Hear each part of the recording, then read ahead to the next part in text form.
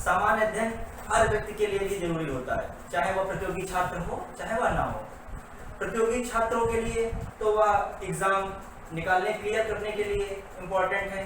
वही जो जन सामान्य है उसके लिए भी जीएस का नॉलेज होगा तो वह कहीं बैठेगा या कहीं घूमने जाएगा, वहाँ की भौगोलिक स्थितियाँ, वहाँ की ऐतिहासिक स्थितियाँ, यदि किसी से आप वार्तालाप करते हैं तो आपको देश के कानून, संविधान, हर चीज़ का ज्ञान होगा, तो आप योग्य माने जाएंगे, आपका एक वो पर्सनैलिटी ग्रो करेगा। इसीलिए जीएस उनके लिए भी कहीं ना कहीं उपयोगी है। तो हम लोग जीएस को किस प्रकार कंप्लीट करेंगे, इधर की वेरियस एग्जाम्स होने हैं उनमें ये जीएस हम लोगों का सिलेबस कंप्लीट हो जाएगा। तो जीएस में हमें फर्स्ट वेटेज के अकॉर्डिंग हम लिख रहे हैं कैसे हमें कौन कौन सब्जेक्ट को पहले उठाना है, किस तरह से कंप्लीट करना है। तो फर्स्ट जियोग्राफी, फर्स्ट हमें ज्योग्राफी मतलब भूगोल को हमें पहले पे प्रायोरिटी देनी है। फिर हमें हिस्ट्री खत्म करनी है, हिस्ट्री को समाप्त करना है अच्छे से, एक एक टॉपिक, एक एक चैप्टर को क्लियर करते हुए। उसके फिर वेरियस एग्जाम्स में क्वेश्चन आए हैं, विभिन्न चाहे वनडे एग्जाम हो चाहे सिविल एग्जाम्स हो, सब में जो क्वेश्चन आते हैं उनको देखते हुए लगाना है, खत्म करना है। फिर साइंस को हम वेटेज देंगे, साइंस भी एग्जाम्स में बहुत पूछी जा रही है। फिर पॉलिटी,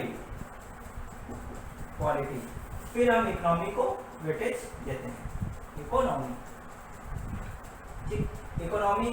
और फिर तो सबसे ज़्यादा वो एक अलग सेगमेंट है जिसको कह सकते हैं, सबसे अलग सेगमेंट होता है करंट अफेयर्स सीए। ये तो पढ़ना ही, ये तो नीड ही है एग्जाम के, किसी एग्जाम को क्लियर करने के लिए। तो हमें ज्योग्राफी को भी कैसे पढ़ना है, ज्योग्राफी में भी हम तोड़ लेते हैं, ज्योग्राफी को भी हम तोड़ लेते हैं। ये भूगोल हो गया, भूगोल के बाद इतिहास, विज्ञान, ये राज्य व्यवस्था, ये अर्थशास्त्र या अर्थव्यवस्था। अब इसको हम कैसे, हमें किस प्रकार पढ़ना है। ज्योग्राफी में हम इंडियन जियोग्राफी या भारतीय भूगोल, ठीक। फिर हमें विश्व भूगोल,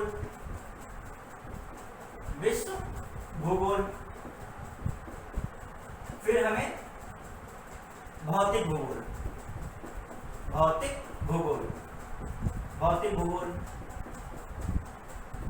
ठीक। तो सबसे ज्यादा जो एग्जाम्स में पूछा जाता है, चाहे विभिन्न वनडे एग्जाम्स हो या सिविल एग्जाम्स में समीक्षा अधिकारी या संघ लोक सेवा आयोग की परीक्षाएं या राज्य लोक सेवा आयोग की विभिन्न परीक्षाएं, तो इनमें जो है भारतीय भूगोल का 80% रखते हैं। जो भूगोल में लगभग 80% भारतीय भूगोल का ही रखते हैं, और फिर 20% में लगभग विश्व भूगोल और भौतिक भूगोल आ जाता है। जब सारे वनडे एग्जाम में इंडियन ज्योग्राफी ही मुख्यतः रखते हैं, फिर जो कुछ होता है उनसे थोड़ा सा वेटेज विश्व भूगोल और भौतिक भूगोल का रखते हैं। तो इसीलिए जो हमें पढ़ना है, ज़्यादा टाइम हमें किस पे देना है, इंडियन ज्योग्राफी पे देना है। फिर उसके बाद हमें उसको खत्म करने के उपरांत हम लोग हिस्ट्री पढ़ेंगे। हिस्ट्री में फिर हम लोग हिस्ट्री पढ़ेंगे। हिस्ट्री में क्या रहता है, हिस्ट्री को हम लोग 3 भागों में हिस्ट्री में बांट देते हैं। एक तो प्राचीन भारत पढ़ना है, प्राचीन भारत। एक इतिहास है, इतिहास एक होता है भारत का इतिहास, एक संपूर्ण विश्व का इतिहास। संपूर्ण विश्व का इतिहास हम लोगों के सिलेबस में नहीं है, पूछा नहीं जाता है, तो हमें किस पर फोकस करना है, भारत के इतिहास पे। अब भारत के इतिहास को 3 रूपों में बांटा गया है। तो एक प्राचीन इतिहास पढ़ेंगे, फिर उसके बाद मध्यकालीन जो समय आया भारत का, मध्यकालीन भारत। फिर उसके बाद जो है आधुनिक भारत पर चर्चा करेंगे, आधुनिक भारत। लेकिन इसमें भी सबसे ज्यादा वेटेज हमें आधुनिक भारत को देना है कि आधुनिक भारत के प्रश्न सबसे ज्यादा रहते हैं। जब इतिहास से जहाँ प्रश्न रखे जाते हैं उसमें आधुनिक भारत के प्रश्न सबसे अधिक होते हैं। उसके बाद हम देखेंगे साइंस का पोर्शन पढ़ना है। साइंस में क्या पढ़ना है? साइंस में हमको पहले तो हमें जीव विज्ञान को हम खत्म करेंगे हम सभी लोग। फिर जीव विज्ञान के बाद भौतिक विज्ञान, फिजिक्स, भौतिक विज्ञान और रसायन विज्ञान,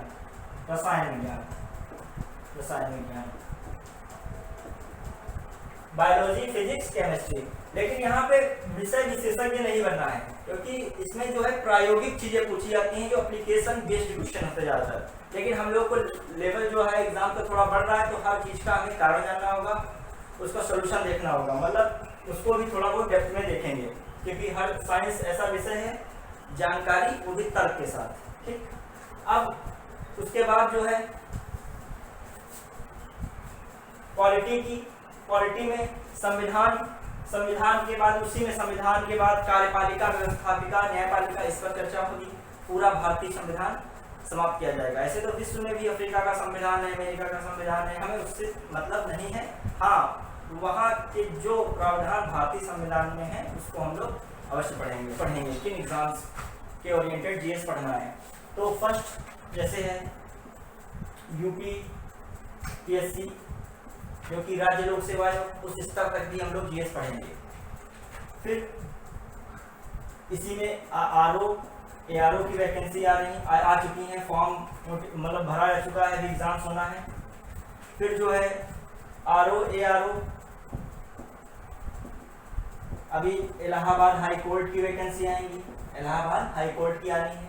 ठीक, इसी की ग्रुप सी की भी आएंगी, ग्रुप सी।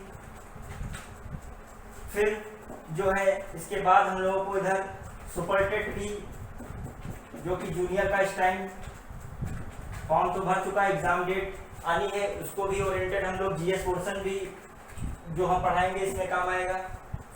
फिर DSSB का नोटिफिकेशन आ चुका है, तो उसमें भी जीएस का एक पोर्शन है। फिर अभी यूपीटेट आएगा, यूपीटेट में इन्वायरमेंट के 30 क्वेश्चन आते हैं 150 में।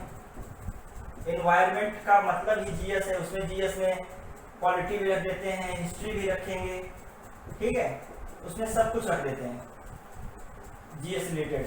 नाम इन्वायरमेंट है, पर्यावरण, लेकिन उसमें ज्योग्राफी, पॉलिटी, हिस्ट्री, साइंस सबके क्वेश्चन डाल देते हैं। फिर इसके बाद हमें जो देखना है यूपीएसआई की वैकेंसी है, उसमें भी जीएस का पोर्शन है, उसमें बस मूल विधि थोड़ा सा अलग से पढ़ना है, और जीएस में लगभग संपूर्ण यही जीएस रहनी है जो इससे पहले हम बता चुके हैं। उसके बाद जो सबसे मेन टारगेट है UPSSC, जो कि इसमें जो पेट एग्जाम होना है, इसमें 50% लगभग जीएस है। आप समझ लीजिए कितना अधिक वेटेज है।